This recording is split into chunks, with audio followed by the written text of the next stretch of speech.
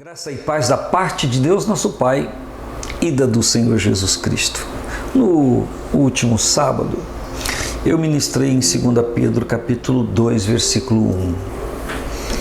Falei e me servi desse texto para abordar um assunto específico. Mas eu quero voltar a ele para então abordar esse versículo no seu todo, se assim for. 2 Pedro, capítulo 2, versículo 1. Também houve entre o povo falsos profetas, como entre vós haverá também falsos doutores que introduzirão encobertamente heresias de perdição e negarão o Senhor que os resgatou, trazendo sobre si mesmos repentina destruição ou perdição, O texto está começando a dizer: também houve entre o povo. Então ele está dizendo que antes de haver falsos profetas, existiram outras coisas. É muito importante que eu e você entendamos que quando nós damos trégua na nossa vida espiritual e deixamos de nos dedicar a Deus e a nos envolver com o Senhor, e coisas começam a acontecer, coisas que não são vontade ou propósito de Deus para nós, nunca fica só naquilo.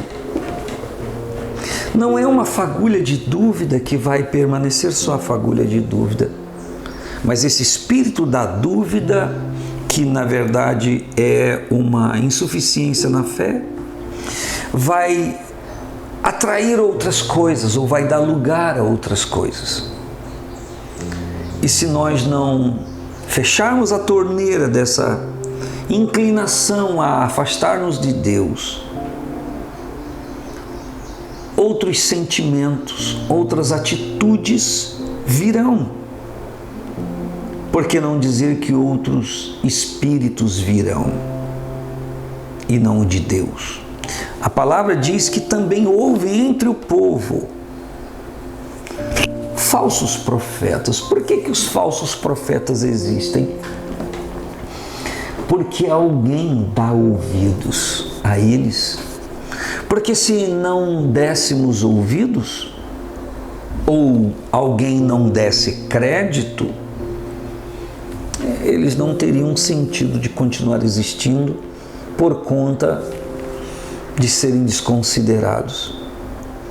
Mas se eles existem e disseminam por serem falsos profetas, falsos ensinos, é porque em algum momento alguém deu, dá e dará crédito. Então, se fecharmos os nossos ouvidos para os falsos profetas, as suas bocas também se fecharão. Mas a palavra diz que houve entre o povo falsos profetas, como entre vós também haverá falsos doutores.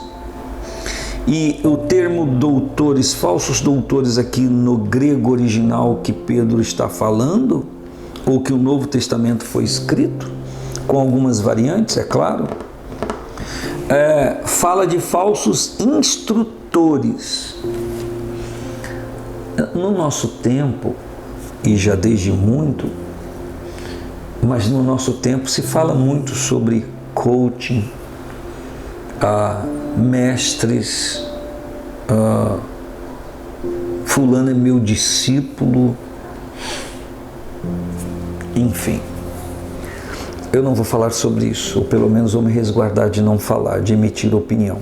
Contudo, a Bíblia está dizendo que haverá falsos doutores, que são na realidade falsos instrutores, porque o doutor ou o instrutor não ensina ou não diz apenas o que deve ser feito. O instrutor, ele dá lições práticas de como deve se fazer. Então, não só esses falsos doutores ou instrutores falarão coisas erradas, mas eles se aplicarão em fazê-las. o contraditório. Olha só, a Bíblia diz que Jesus não só ensinava, não só fazia, mas ensinava as coisas corretas de Deus. Paulo preveniu a igreja, dizendo que depois da sua partida viriam homens fraudulentos, obreiros fraudulentos que iriam vir para destruir a igreja.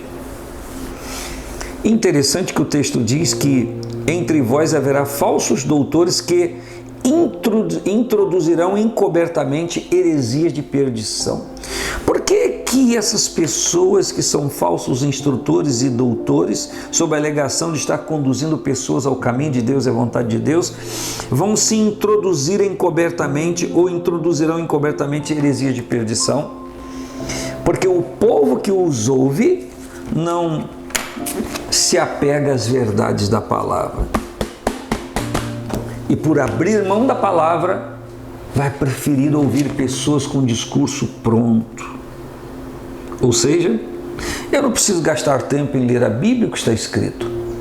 Você sabia que o período negro da história da igreja, o período obscuro, foi quando alguns, sobre a égide de serem detentores da patente da igreja, se assim posso dizer, entre aspas, proibiu e disse para o povo que não deveriam ler a Bíblia. Você sabe disso, não sabe? E eles ditavam para o povo o que eles deveriam fazer ou não.